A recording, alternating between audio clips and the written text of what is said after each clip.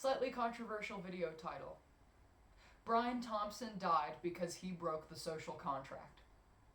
I'm going to say that again. Brian Thompson died because the wealthy people and the ruling class of this country has repeatedly broken the social contract.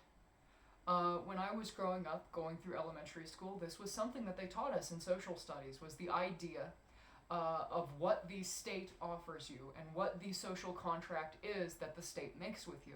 And that is that in return for following certain laws and staying within the norms of what one is supposed to do, that you will be granted freedom and safety, and that you will be able to live your life knowing that somebody is not going to harm you. And that is a social contract, and it is something that we all have to pay into. I have to contribute to a social contract because I need to not be drunk driving. I need to contribute to a social contract by not dumping waste oil in the ground like some hillbilly. I have to contribute to a social contract by not doing drugs in public. Things like that.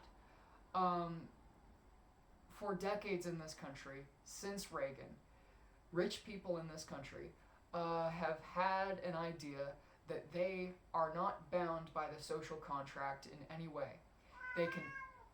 Oh my, Juno's not happy. Who are of the wealthy, the ruling class, the owning class, have believed that they can violate the social contract and that they can break that contract with absolute impunity.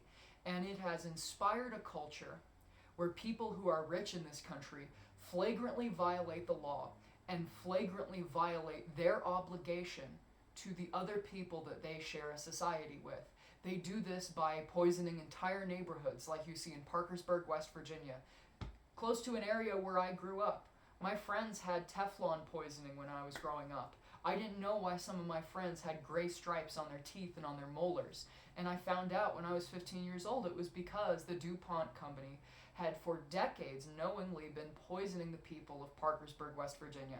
And now they're doing the same thing in North Carolina. They added one carbon chain onto that molecule. C8 has now become C9, and it will repeat the exact same thing of them polluting the groundwater in North Carolina and some other place where the people are not organized enough to be able to effectively fight back against this corporate malfeasance. They do it by doing what United Healthcare did, by doing what companies like Blue Cross Blue Shield and Anthem did, which is denying healthcare that people have paid for. There is a culture of denial in so many aspects of our health system and in so many areas that serve people who are poor or who are sick. The culture of saying that somebody who is disabled is not disabled.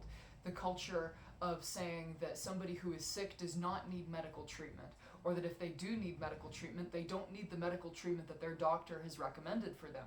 And this has created a situation where healthcare is unaffordable for tens of thousands, hundreds of thousands, millions of people cannot afford health insurance. And because we do not have health insurance, and because we do not have health care that is universally provided to everyone, an additional 70,000 people die in this country every year because they were not able to access medical care, because they weren't able to access chemotherapy, because they weren't able to access insulin, because children who had seizures were not given the type of seizure medications or treatments or surgeries that they needed. And the idea that we as poor people are required to have like catalytic converters on our cars, or that we are required to meet these standards for pollution, while rich people who go on cruise ships and yachts have to meet zero emission standards, while the poor are expected to live diminished lives, while the wealthy are able to do whatever they want to the world and the people living in it. That is untenable. That is not sustainable, and that is not something that people in this society are able to stand for any longer. I do not feel bad for Brian Thompson. And I'm going to say this again because I said it 3 days ago. Brian Thompson chose to have one of the most evil jobs that you can have in this country. It's not the same as being the head of a hedge fund. It's not the same as being the head of a company that contracts with the Department of Defense. It's not the same as managing a factory that builds weapons that blow up children and kill entire families in areas like Gaza and Yemen. But it is still evil, and it is still a job that makes you a bad person, contributing to a bad system. And I think that vigilante violence and vigilante justice is not good and sustainable.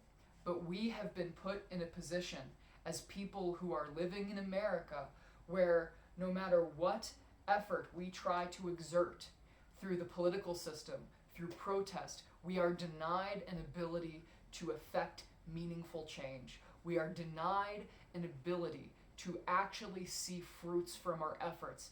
The ruling class of this country will not listen to us, and so I am not surprised that somebody decided to go and shoot one of them.